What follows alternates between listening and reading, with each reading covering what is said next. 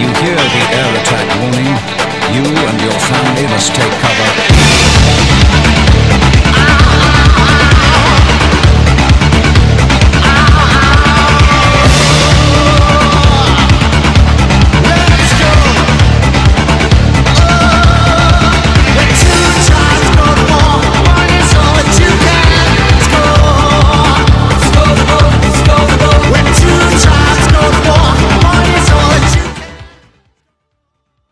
Right, what I need to know right now is, can you throw a punch?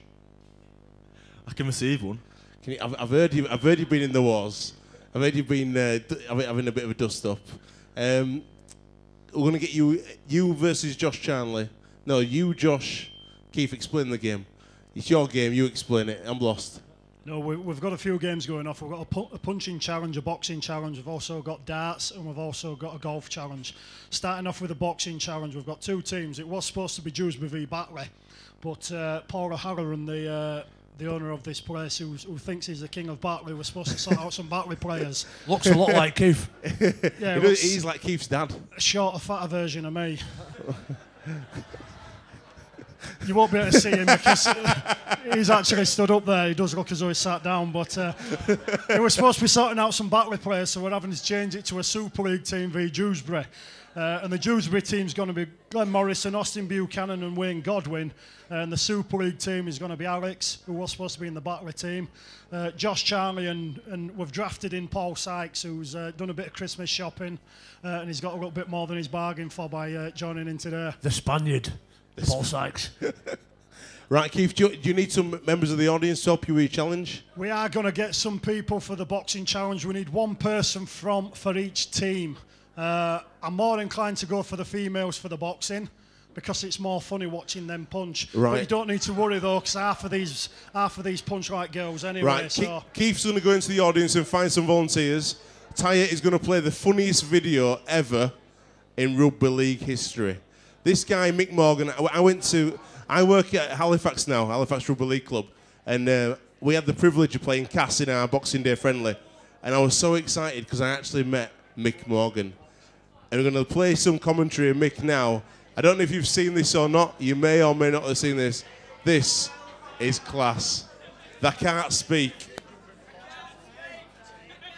They can't speak. Final run in a game. Andy A. Oh, what about that? Send him off! Send the drifting gate off! Get him off the field! That was diabolical! Get him off the field! That's just typical what it is! Get him walking! They don't like it! Walk him, Campbell, if you've got it in bottle! If you've got it in bottle, Campbell, he should walk! That was absolute diabolical! It's going to be a yellow card. I can't speak. You bottleless get, Campbell. You dickhead. You bottleless get. I can't speak. I should be sent off. That's diabolical. Middleton in field. What's that referee touching people's bums here? I don't know what he's doing. Come on, Cass, rub it in. Sampson. Diesel. Shugs one up. Shugs another, still going. It is. Touch. Nick wants it down short side. Oh, Steinbeck, oh, that's his head! What a magnificent try! Shove it up yours! He's the best prop in the world! Jonesy. Never mind anybody else! I want to ask you. I want to ask the people in the audience today. Because the best thing about what I've liked about the first show we did at Stanley and this show today, you've got a really broad age range of people inside here. What I need to know right now, if you think that rugby is better in the old days, put your hand up. If you think it's better now, put your hand up. See, I watch these old videos on YouTube, and I love watching Kelvin Skerritt get stuck in. I just love it. Jonesy, why is rugby better now, in your opinion, than when you see Kelvin Skerritt flying in and chinning people left, right, and centre? Isn't that fun? Not really, no. Not when you're on the end of it, it's not, no. But it's great to watch. And I've got world's biggest jaw as well, right? So if that had been me... Have you seen State of Jones's head? Oh. He's definitely had a few punches in the head, hasn't he? If I'd have been Andy A, that would have been my jaw finished off probably. Not me straight into an all-stand there. But game's evolved a little bit, and I do think that there's a bit of a... we miss some of the biff, don't we? Like people like Skerritt, Cowie, Big Roy Dickinson. He's from Bramley. He played for Leeds in 77, 78, and those kind of players are some of the funniest blokes that you're ever going to come across. We do miss it, but we haven't got time to fight anymore. It's too hard as it is, the game. Right. What I want to know as well is this is a constant topic on the radio. Who in here would bring back the shoulder charge? Why have the band? You bring it back? Why have they banned it? I don't get it. They'll banned it because people were getting knocked out and it seemed a little bit unsafe. The problem is they've gone too far with it. I think if you're coming in like that with your arm raised and it's just an out-and-out shoulder barge, fair enough.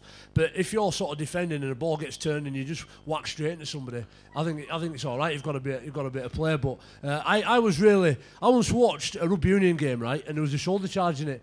And he got penalised, and I was laughing my head off, and I was proud of the fact that we play rugby league, we're hard as nails, and we can do whatever we want as long as it's below neck. And so when they banned it, obviously it was quite disappointing. And I haven't met a player yet, actually, who wants it banned. I don't know what Alex thinks. I agree completely. It's good, isn't it? What's the biggest hit you've ever taken, Alex? What's one of them hits when you've just been like, Mum, I'm like, oh my God, you know what I mean? This year, I think we played London, and I had a half decent game. I made a couple of breaks, and I'd seen Kafusi, and he's been eyeing me up, and he's wanting to absolutely grab me, and just but he's I keep avoiding him. I thought I'm not running that cow. Have you seen the size of him? He's gonna hurt me, and I've took it in off. Stewart's given me a bit of a late ball, and I've took it in. He's shot in from about D, about 4-5 man out. It's about 6 yards offside, and he's absolutely clattered me. And I was ouch. What about you, Jonesy? What's your worst ever? I know exactly what he's on about with Kafusi, but I work on my footwork for moments like that. Like slam the old handbrake up and go somewhere else. The worst one I ever had was a kid called Fioso at Cass. Do you remember him? Like I think he played at Newcastle in NRL. And I took a ball in off the kick-off. And it's one of them, it didn't really hurt, but I just remember seeing him thinking I'm going to bump him off. That next thing I was looking up at Sky, and I got up and played it, and I thought I was fuming. And I think Keith or somebody made a break and we scored. So I got another chance. And I was only about a 92 kilogram prop, playing prop, smallest prop in the world. Kicks off again, I thought, right, I'm going straight at him. So I run straight at him again, and then I was on my back looking at Sky. I swear he smashed me twice, right? So I thought, I ain't having this, and I got up, and then I nutted him, and then he battered me. Like, boom, boom, boom, boom, boom. And then I got sin-binned. We both got sin-binned. I had blood all over my mouth and that.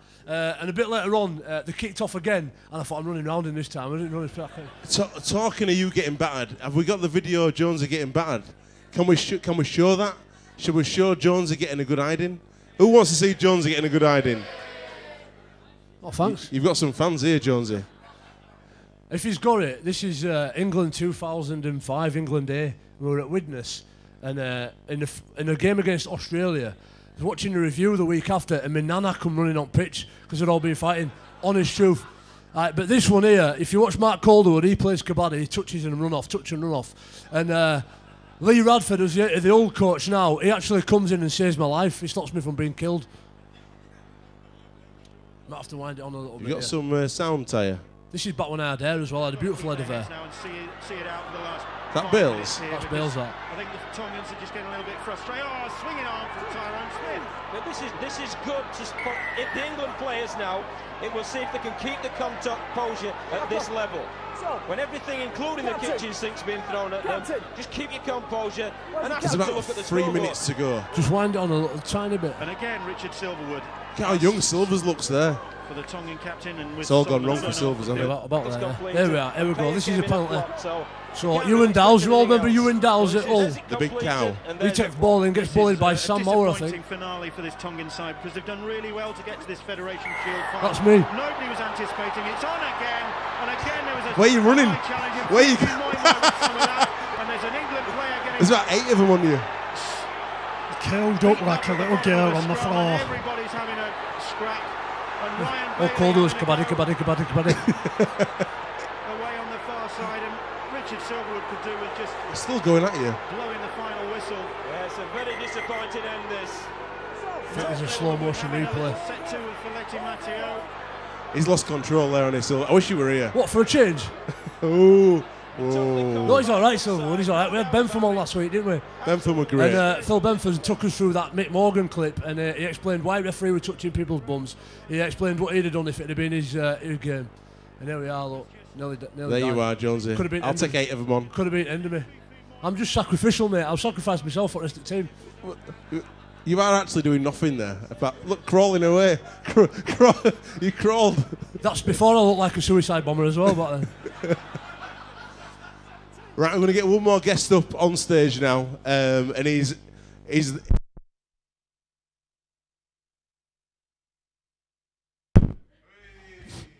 Don't tell you. You've got one more guest up on stage now. Make some noise for Alex Walmsley first and foremost. Now, I'm not calling him a loser, but he lost the other day, so we can tell us all about it, because I'm sure he's going to get some stick off the Batley crew. Mr. Glenn Morrison, where are you? The coach of Dewsbury Rams.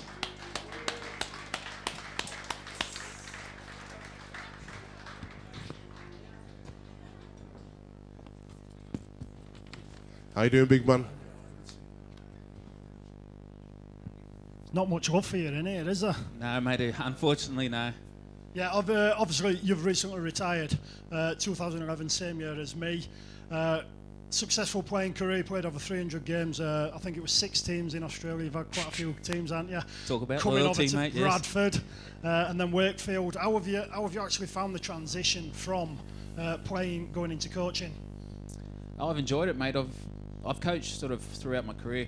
I thought rugby league's been such a big part of my life. I didn't want it to be finished once I retired, so got my badges early and sort of put my hand in the ring right through. So.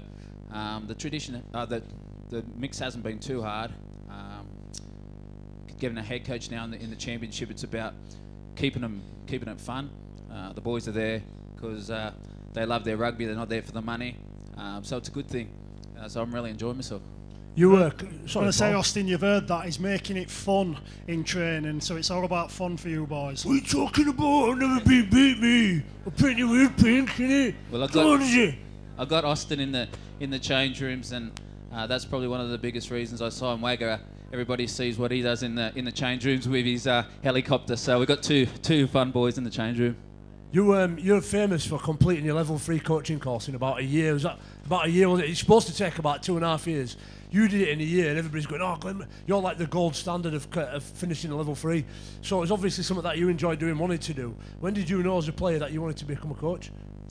Yeah, sort of straight away, mate. I enjoyed it. Even when I was a junior, I used to go down. My dad coached my younger brother, so I used to go down and coach there, and really enjoyed it. I don't like telling people what to do. That's what they think coaches are. But when you're sort of teaching somebody something and you see them put it on the field, you get proud of seeing them improve. So yeah, pretty early doors, mate. And as I said, now it's a career. I want to try and take that as far as I can as well. What's the biggest thing that you miss about playing? Obviously, when I finished, I missed the changing room banter. That's something that you can never get back. What's the biggest thing that you've missed? It's probably a funny thing to say when only rugby people who really know it, but I miss getting bashed up and bashing people up. Of 18 years I played and just having that soreness and getting a whack and giving a whack back. You can't get that. So every now and then at training when there's a drill, I make sure I sideswipe somebody so when they can't see me, I can get out of it again. What type of coach do you see yourself at? It's obviously to have the all-round coaching ability. It's a very difficult thing to do. At Leeds, we had Brian McLennan, who was a motivational coach, Tony Smith, who was very technical. Which do you see as your best aspect of coaching? Yeah, I've sort of been lucky enough. I've been coached by Tim Sheens, who sort of come out with ideas outside the box. He was the one that had the 13 pick up from the scrum and go through the base of the scrum, and in the game when Canberra, where they pretended to tie their shoelace and jump up and scored a try. So he came up with ideas. That's just called cheating, is that? Pretty much. So yeah, pretty much. If you're not cheating, you're not trying, Keith. You taught everyone that. That's a Bramley motto, that kid. Absolutely. And also John Keir, who's a Batley, coach. Most people here know he was a really big motivational coach. So I've had all sorts, and I try to take a little bit from every coach that I've had. Brian Smith was probably one of the best coaches. Never to win a grand final, as they said, but I had him at Parramatta as well. So I've took a little bit of each. I've tried to be honest with the players, and I've told them that I'll be honest. You might not like what I have to say, but it's going to be honest, and I want that back. And as I said, try and keep it fun and enjoyable. And I think if you can do those sort of things, you're going to get the best out of your players and then the best on the field. I've got to ask you, Glenn. It's terrible. What happened the other day? You lost 10-6 to Batley, local derby. What happened, mate? Had to be the referee, isn't it? If you lose, it's always the referee's fault. Right, we've got. You mentioned Wagga before. Wagga's a new addition to your squad, and tonight Wagga is going to be trying. Basically, I've got in my hand some Red's hot wing barbecue sauce, right? And what I'm going to do is I'm going to ask you to dip your finger in and get it in your mouth. I've heard it. Get it dipped in deep. No, in deep. in deep. Yeah, I could say something there, but I went no. Right. Get it in your mouth. Right. How hot is that? Yeah, it's pretty tough, Wagga. Unlucky, mate. Right. Basically, only one person has ever completed the full six wings, and Wagga's going for it today. The proper challenge. We're going to film it for Reds. And if he can complete it, he'll be actually world famous because they're going to put it out across all their social media networks. And we're all going to be egging Wagga on today. He said he's going to smash it. I hope that's right. So, Wagga, how do you reckon he's going to fare with that? He was telling me when he has an Indian that he just goes like for the butter chicken or something. He won't go anything spicy, so I think he's going to struggle big time. Right. Austin said as well, this is Austin words, not mine. He says, I've got to ask you about your lass. That's what it says. He says you've got Miss World at home. How is it? How does it feel to have Miss World at home? Yeah, she's actually Mrs. World, but because she's married. But unfortunately, she's married to me. So, but yeah, she went to China. She was Mrs. World UK. Went to China and got that was 2 weeks ago. Got runner-up in Mrs. World and Mrs. World Fitness. So it's good for her, but she leaves me at home with the kids and she goes off around the world for free, so she's enjoying herself. One thing she has brought to the competition over here, as I've been speaking to about Halifax, is the cheerleading side of things. And I think it's a really important part of our game, the fact that the match day experience is bettered. She used to do it in the NRL. What has she brought to Dewsbury? And well, put it this way, I went to a Dewsbury game about 2 or 3 years ago, and there was a few cheerleaders there. There were one who were bigger than me. She had ginger hair. She was a lovely girl, I'm sure. And I just thought, you could throw me, and I'm 20 stone. You know what I mean? What does she bring to the match? So when I came to watch Dewsbury Bradford last year, the cheerleaders were the best thing about the game, without a doubt. Yeah, I think she's passionate about what she does. She's at the Bradford Bullets. And then we've got our own Panache Cheer School, which is the biggest in the country now. And we're just saying they've had 2 world bids to go. One to go to France, Paris just in the new year, and then into America. So it's pretty big for the local community around here. We just thought there was something there that needed to be done for the girls. There's a lot for the boys in different sports, and see a lot of teen pregnancies and girls sitting on the street smoking and stuff. So we wanted something from them to do, and for that to grow to, we sold out the Frontier for the Christmas show with 400 students. So she shows that even if they're bigger girls, there's still something there. They throw the girls up in the air. They've got stunts, and it's a sport. And I think they put on a show just as much as the players do. And she's taken over Dewsbury this year, and now I think we've got 2 squads of 30. Where, as you said, they probably had 5 all up. So I think it's good to get active and get the girls active into sport. How do you feel about the championship this year? Because promotion relegation is coming in for next season, and I think it's the top 1 or the top 2 are going to get the distribution. They haven't decided how it's going to work yet. They're going to get like, so basically if you finish first or second in Super League or first, you get about 500 grand instead of 90 grand. So it's such a big incentive for all the teams, and I know some teams have blown the nuts like Lee and people like that. How do you feel about Dewsbury's chances this season in the championship? We want to do better than we did last year. When I came in last year, we said we want to improve on and off the pitch, and we did that. We made the finals. We want to do better again. Unfortunately, last season we ran into Sheffield in every cup, and they knocked us out of everything. But I think they won't be as good this year. They've got different coaching on board, so we might have their measure this year. But no, mate. As I said, there are a lot of teams that have spent a lot of money. I know ourselves and Batley, we're a long way behind the top 4, but we want to be competitive and push them and improve. Batley showed they can do it, making the grand final last year, and if we can improve on what we did last year with making the second round of the finals, I think we'll have a successful season. So I still think these boys will be up the top and tough to beat. What we're going to do right now, I'm just going to take this hot sauce down here. I'm going to get some of these kids to have a little dip. Matt, do you want a little dip? Matt's dying. Who's going to have a little dip? You want to try a little hot sauce, any lads? Get your hand in there, lads. And you can see what Wagger's got to cope with. Simo, you've got to be careful, because Red's True Barbecue do actually make you sign a disclaimer before tasting the hot sauce. These are Batley kids. Batley kids are tough. Thick in arm, thick in eared. Come on, have a go on that. Don't be shy, don't be shy. Who wants to go? Look at these kids, you see. Josh, you having a go? Go on, get your fingers on that. Go on. That's rubbish. Get your finger in it. Go on. That's it. That's it. I love it how one does it, they all do it. Right, Keith, are you ready for your competition? You've soon cleared out kids' art at front here. There's some kids crying in the background there, Simo. You'll be all right. It wasn't me. That's what Shaggy says. Right, we're going to get our first competition on stage. Please make some noise for Glenn Morrison. We're going to get our first competition. If you want to make yourself way around there to the boxing challenge.